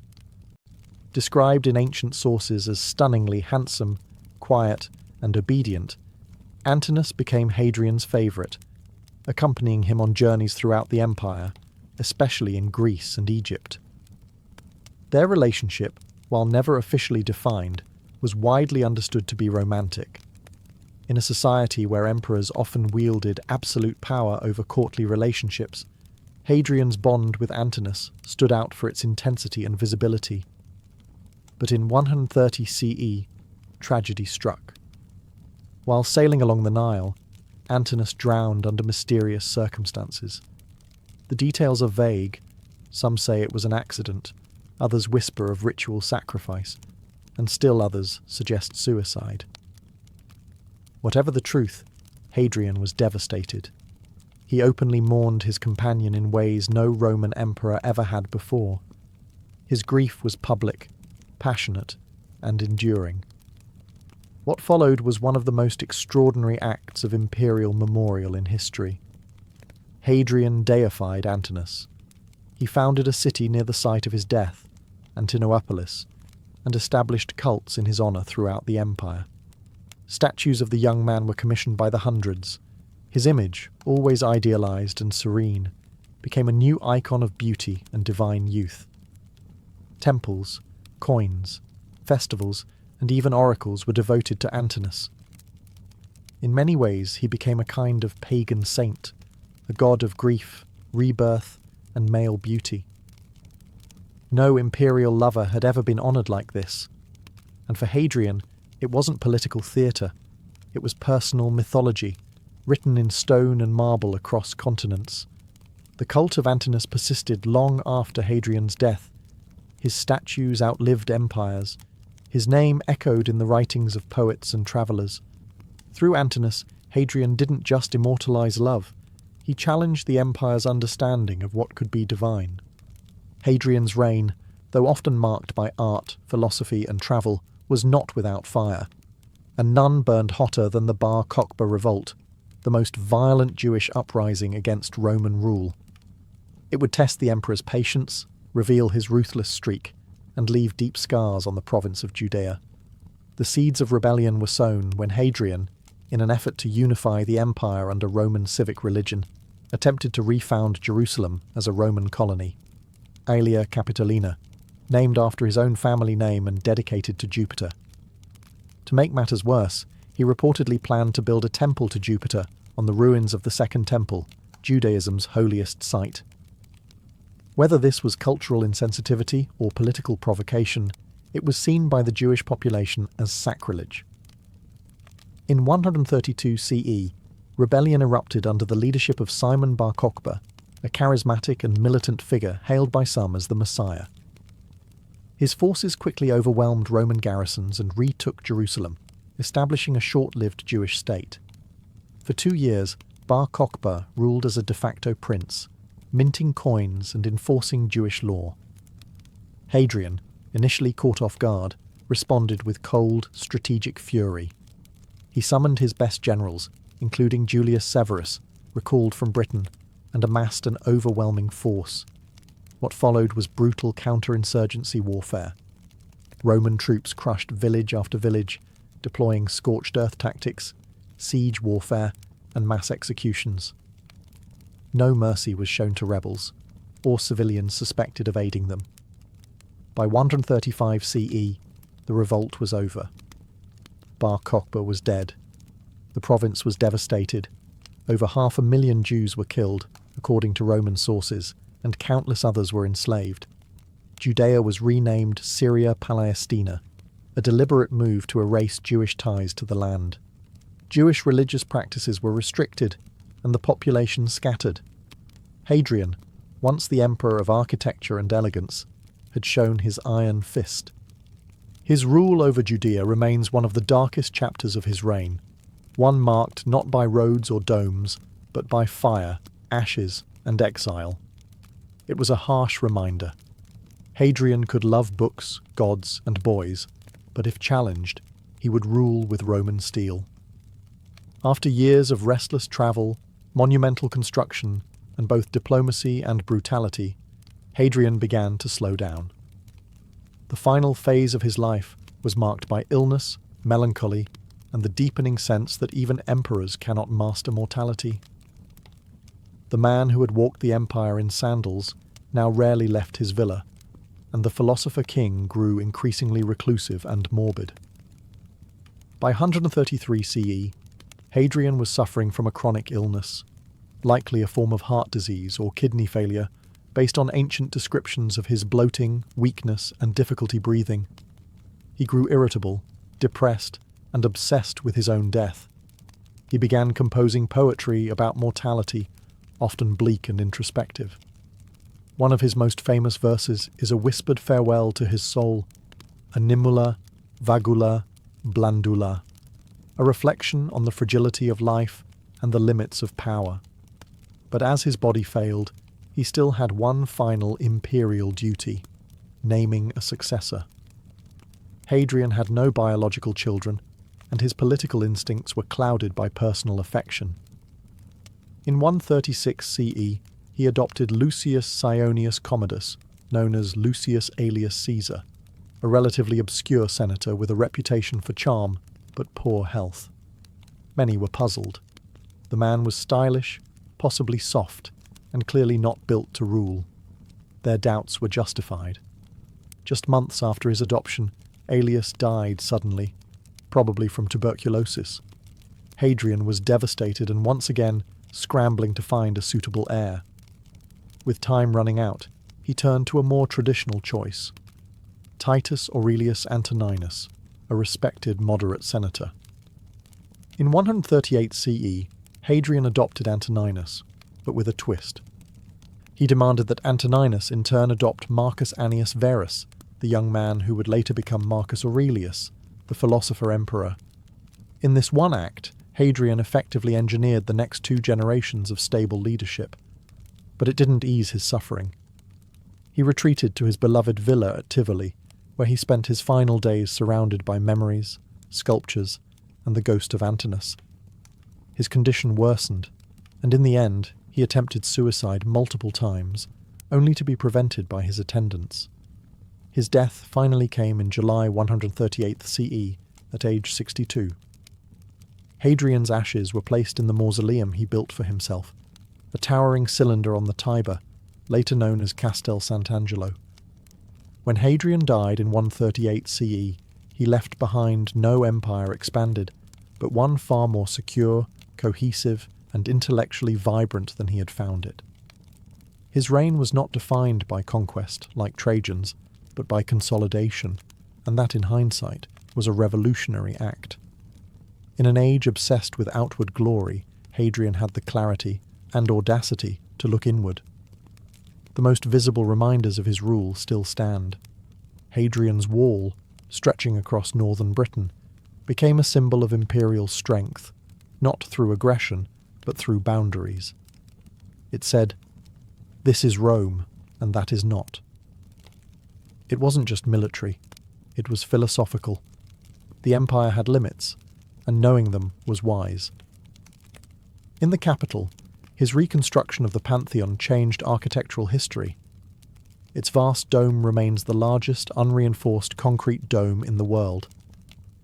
It was a temple not just to the gods, but to the possibility of Roman engineering and imagination. It is the physical embodiment of Hadrian's intellect, precise, timeless, and open to the sky. His villa at Tivoli, with its libraries, water gardens, and recreated temples, became the model for Renaissance palaces centuries later. It was Hadrian's dream of the world, an empire reduced to art and landscape. But Hadrian's legacy wasn't only made of stone. It was also etched in policy and precedent. He reformed Roman law, reorganized the military without constant warfare, and professionalized provincial administration. He visited his provinces not to dazzle them, but to understand them, leaving behind a new model of imperial responsibility. Culturally, his love of Greek philosophy, poetry, and sculpture helped spark a revival of Hellenic traditions across the Roman world. The man once mocked as Graeculus had, in effect, re-Hellenized the empire, not by force, but by taste. And politically, Hadrian's choice of Antoninus Pius and the adoption of Marcus Aurelius ensured an unprecedented period of peace and prosperity, later called the Pax Antonina. His foresight birthed the so-called 5 Good Emperors, a run of stability unmatched in Roman history. Yet he remained a paradox. A builder who destroyed in Judea, a lover of peace with a hidden iron fist, a student of beauty who governed with realism. Hadrian's Rome wasn't just marble and might. It was mind, memory, and measure. Hadrian didn't just rule Rome. He reimagined what it meant to be emperor. His reign stands at the crossroads of military command and philosophical inquiry, of tradition and reinvention. In many ways, Hadrian marked a turning point. The moment the Roman emperor stopped being merely a warlord-in-chief and became a curator of civilization. Unlike his predecessors, Hadrian projected power through presence rather than expansion. By walking the roads, visiting garrisons, inspecting aqueducts, and debating with philosophers, he transformed emperorship into a performance of omnipresent responsibility. The toga and the scroll became as essential as the sword. This shift influenced how future emperors would see their role. His immediate successors, Antoninus Pius and Marcus Aurelius, embraced this vision. They ruled not as conquerors, but as stewards of Roman order, focused on justice, infrastructure, and cultural refinement. Marcus Aurelius, with his Meditations, might never have emerged had Hadrian not elevated philosophy into imperial legitimacy. Hadrian also embodied the paradoxes of power. He was both adored and feared, elegant yet cruel when provoked. His reign was calm by comparison, but beneath it lay authoritarian reflexes. The executions of senators, the crushing of the Bar Kokhba revolt, the exile of dissenters, these revealed a man who preached moderation but wielded authority with surgical ruthlessness when challenged. Privately, Hadrian was introspective and melancholic. His poetry, especially late in life, reveals a man aware of his mortality and contradictions. His love for Antinous, idealized, deified, and mourned, offered an emotional counterweight to his public image. That grief made him human, and it echoes centuries later as a rare moment of imperial vulnerability. Even in death, Hadrian crafted a legacy of enduring presence. His mausoleum, now Rome's Castel Sant'Angelo, stands as a fortress against forgetting. His buildings still define skylines. His laws informed generations. His travels stitched together a multicultural empire into something that, at least briefly, felt united. Hadrian's greatness lies not in what he conquered, but in what he conserved, built, and imagined. He was a paradox with a laurel crown, architect and autocrat, poet and emperor, human and enigma. In the end, Hadrian didn't just leave behind monuments, he left behind a model of emperorship itself, one that still haunts the ruins of Rome and the minds of those who walk them. In 1803, President Thomas Jefferson doubled the size of the United States with the stroke of a pen. The Louisiana Purchase and $15 million deal with France added over 800,000 square miles of mostly uncharted wilderness to the young republic. It was a geopolitical coup, but also a massive cartographic question mark. What exactly had America just bought? Mountains? Deserts? Water routes? Monsters? Jefferson had no clue, but he was determined to find out. Enter Meriwether Lewis, Jefferson's personal secretary, and a man with an insatiable appetite for adventure and scientific notebooks. Jefferson handpicked him to lead an expedition to explore the new territory, map its geography, document its flora and fauna, and most importantly, determine if a water route to the Pacific, the mythical Northwest Passage, actually existed. But Lewis wasn't going alone. He chose his old friend and military comrade, William Clark, as co-leader. While Lewis had a mind for science and diplomacy, Clark brought military discipline, cartographic skill, and an easy rapport with men, a balance Jefferson believed essential. They would be equal leaders, despite the fact that only Lewis held a formal commission. Their unity would become one of the expedition's greatest strengths. Preparations began immediately. Jefferson provided detailed instructions. Observe the landscape, establish trade with native tribes, study plant and animal life, and assert American presence in lands already occupied by dozens of indigenous nations. Subtle diplomacy wrapped in scientific curiosity. Supplies were gathered. Compasses, sextants, microscopes, gifts for native leaders, like beads, mirrors, and peace medals, and even a collapsible iron frame boat, one that never quite worked, but looked great on paper. Dozens of men were recruited, mostly from the US Army. This group would become the Corps of Discovery, a name as ambitious as the journey itself. The expedition launched from Camp Dubois near St. Louis in May 1804. Ahead of them lay thousands of miles of unknown terrain, countless tribal nations, and a mission with no guarantee of return. But for Jefferson, Lewis, and Clark, the prize wasn't just land. It was knowledge, the kind that would transform America's future and define its frontier spirit. And so, with maps unwritten and journals blank, the Corps of Discovery set off into the wilderness, chasing a vision only barely glimpsed through Jefferson's dreams. On May 14, 1804, the Corps of Discovery pushed off from the banks of the Missouri River, beginning what would become a 2-year odyssey into lands few Americans had ever seen. Their departure was quiet. No parades, no cheering crowds.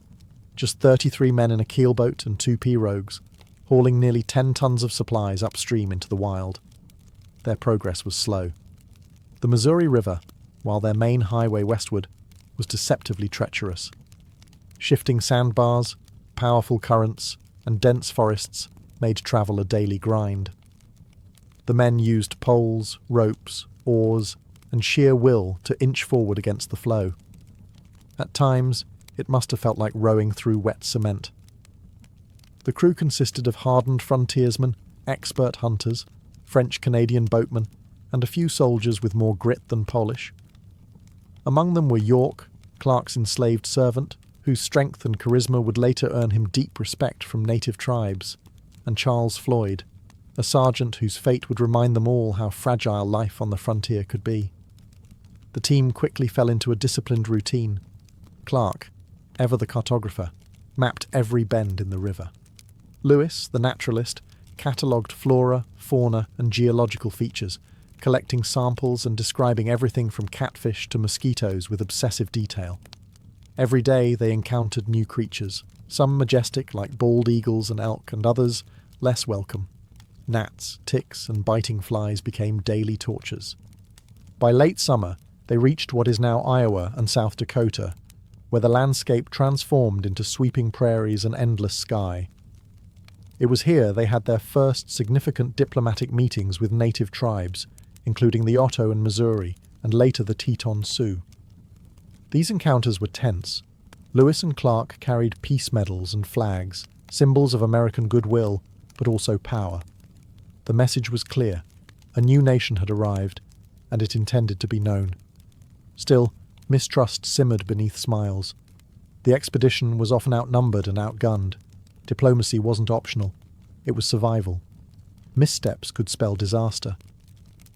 Yet, through brute strength, cooperation, and careful tact, the Corps continued upriver. They hadn't even reached winter yet, but the tone was set. This journey would demand endurance, humility, and nerve. And the Missouri? She was just getting warmed up.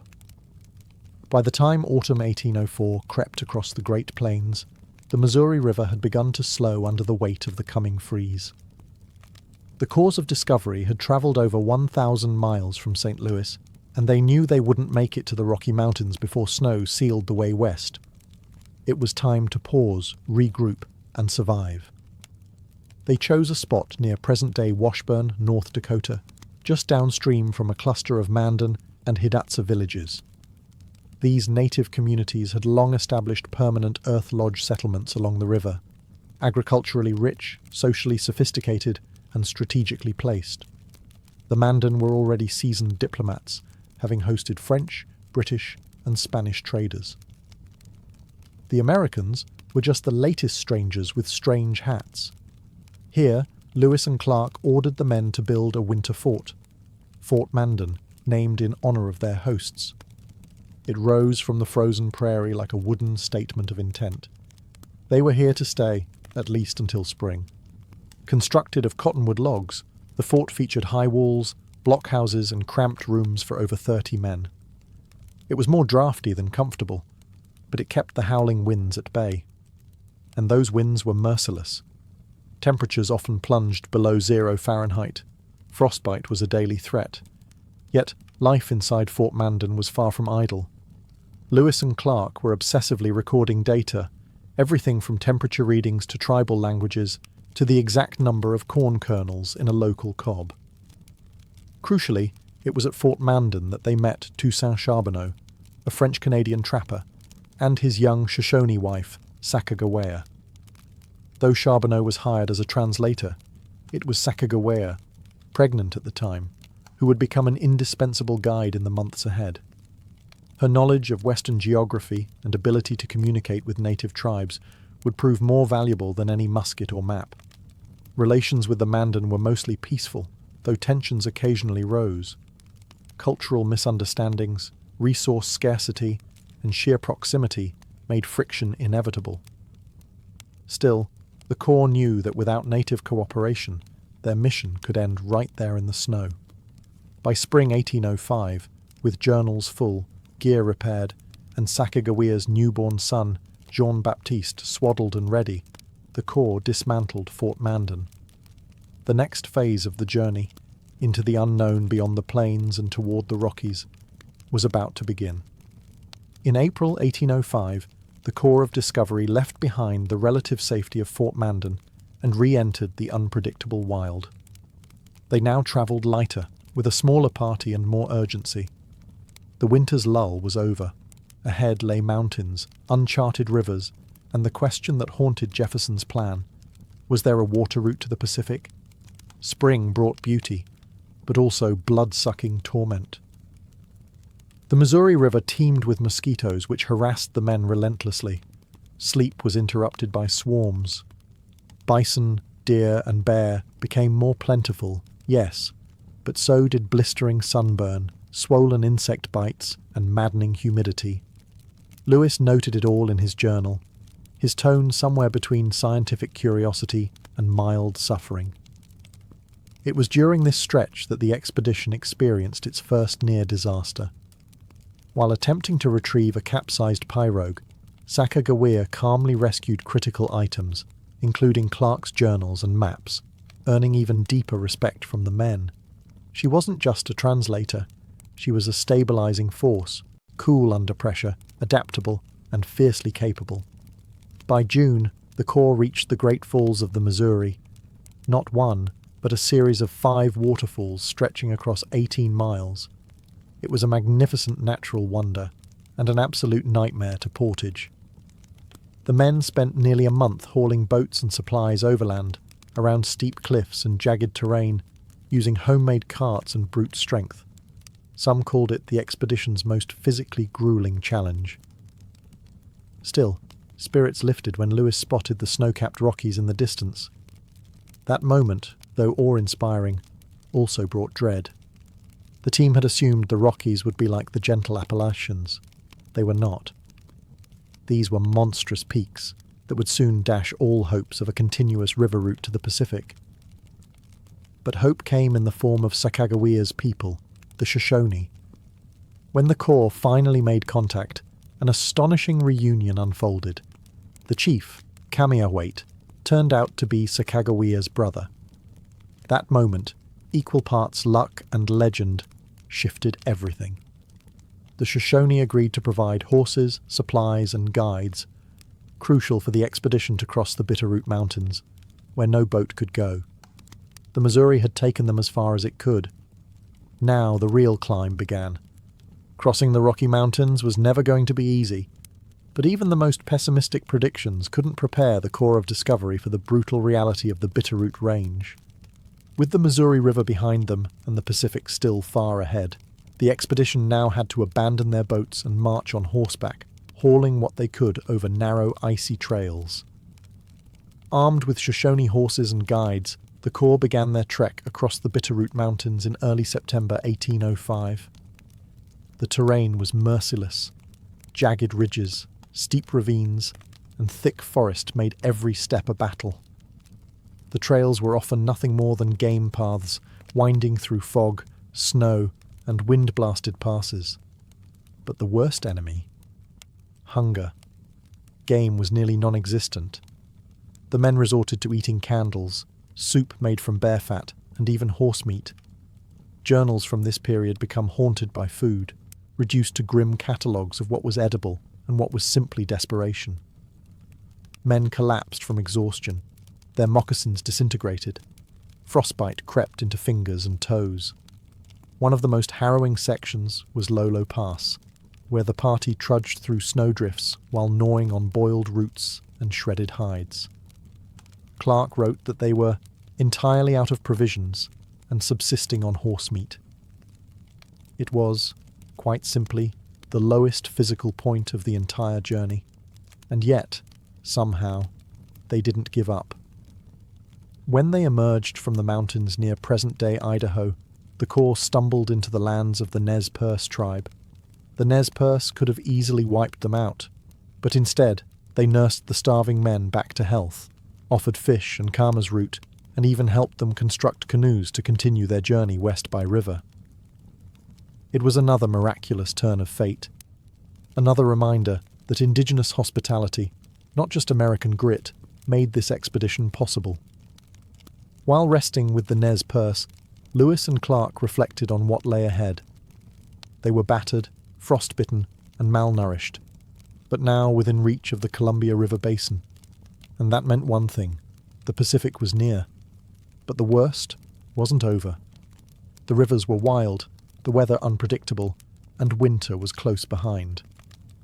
With the Rocky Mountains behind them and winter closing in, the Corps of Discovery began building dugout canoes from towering ponderosa pines, thanks to Nez Perce assistance.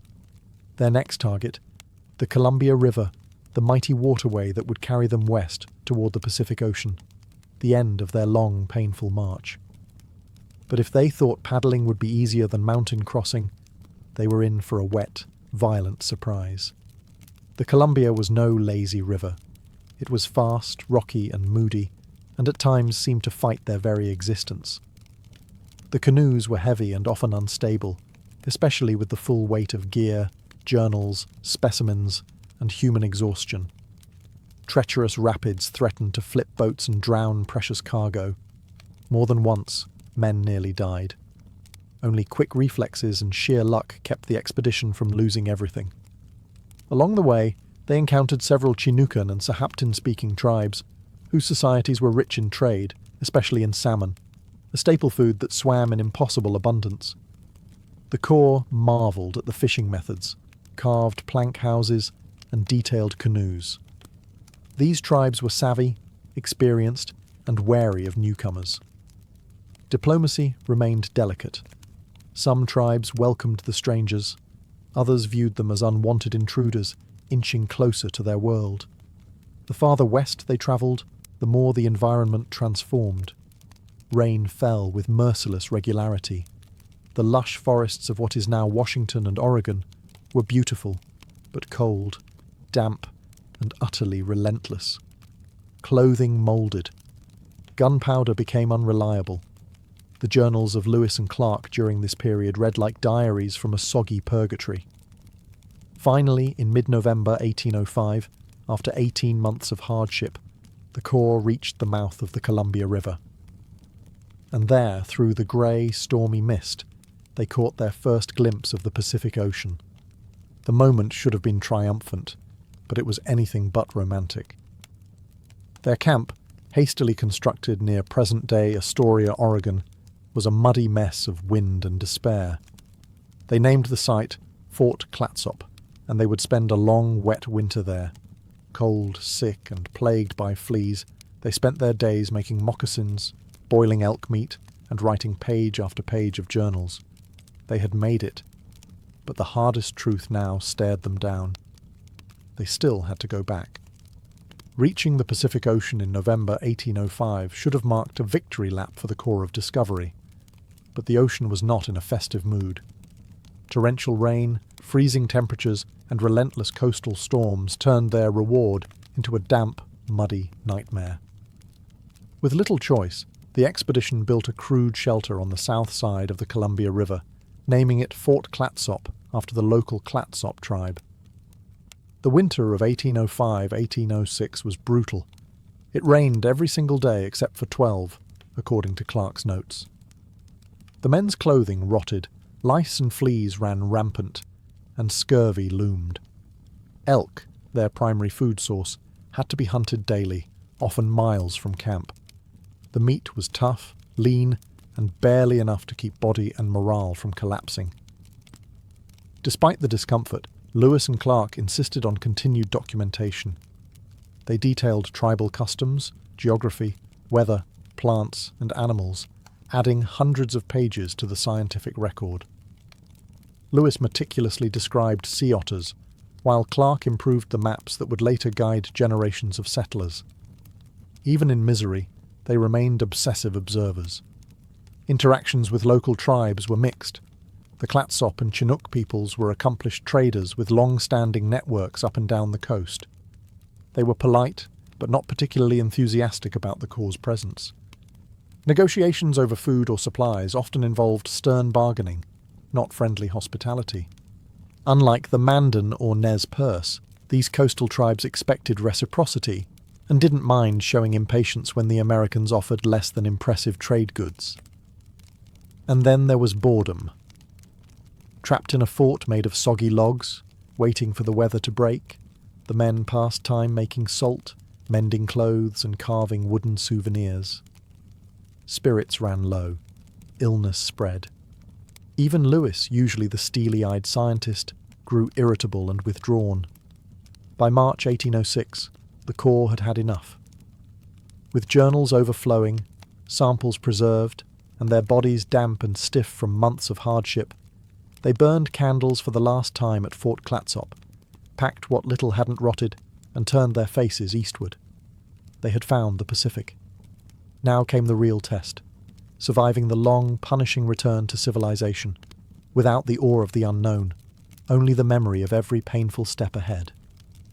In March 1806, the Corps of Discovery left Fort Clatsop with soaked clothing, exhausted bodies, and a singular goal: get home. They had accomplished what no other Americans had, reaching the Pacific overland, but the journey back would prove just as perilous, just as draining, and in some ways more complex.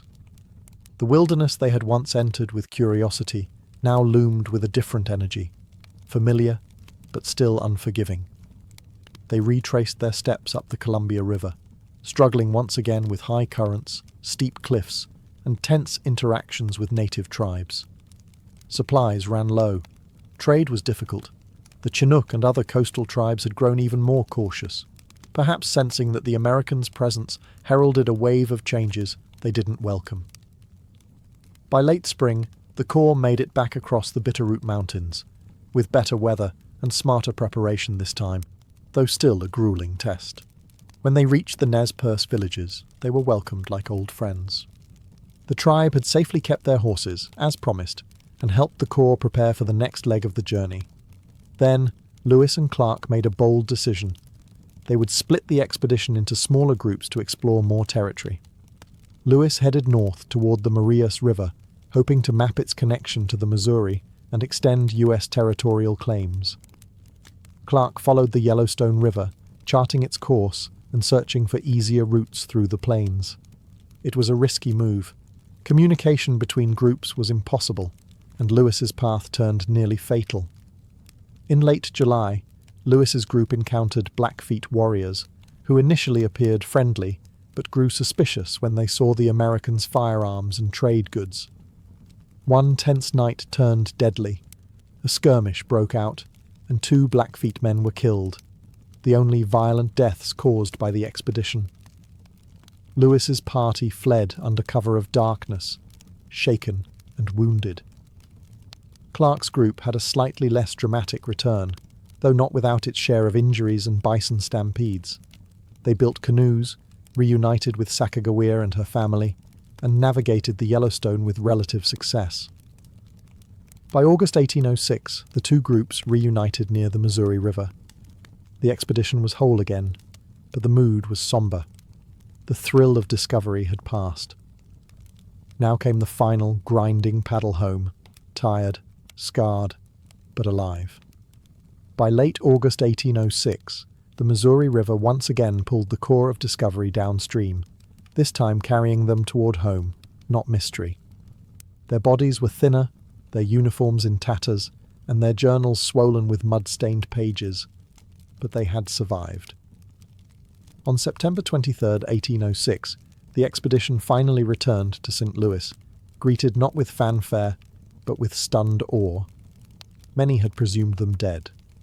In just over 2 years, Lewis and Clark had travelled over 8,000 miles, crossed mountains, navigated roaring rivers, made contact with more than 50 native tribes, and recorded hundreds of new plant and animal species. They had mapped vast portions of the continent with astonishing accuracy and established a firm American presence in lands long claimed by indigenous nations, Britain and Spain. The expedition was hailed as a triumph. Newspapers celebrated their survival and discoveries. President Jefferson, who had watched anxiously for news, was elated. Yet, despite their heroic status, Lewis and Clark's fates diverged sharply after their return. Meriwether Lewis was appointed governor of the Louisiana Territory, but struggled with depression, alcoholism, and debt. Just 3 years after the expedition, in 1809, he died under mysterious circumstances, either by suicide or murder, at a remote inn along the Natchez Trace. His loss cast a shadow over the mission he had once led with such precision and purpose. William Clark, on the other hand, thrived. He became governor of the Missouri Territory, superintendent of Indian Affairs, and remained an influential voice in Western expansion for decades. He named his firstborn son Meriwether Lewis Clark, a tribute to his fallen friend and partner. And what of Sacagawea and York? Sacagawea returned west with her husband and child. Her exact fate is debated, but her symbolic role in American memory only grew. York, Clark's enslaved servant, had become a legend among the native tribes, but despite his contributions, Clark refused to free him for many years, a painful irony that history would not forget. The expedition's legacy is both heroic and complicated. It opened the West to further exploration, trade, and settlement, but also laid the groundwork for the displacement of native peoples whose lands had been mapped without consent. The story of Lewis and Clark is not just one of survival or discovery. It is a story of ambition, resilience, cultural collision, and the high cost of manifest destiny. It reminds us that to explore is human, but to understand what's been changed in the process, that's the real journey.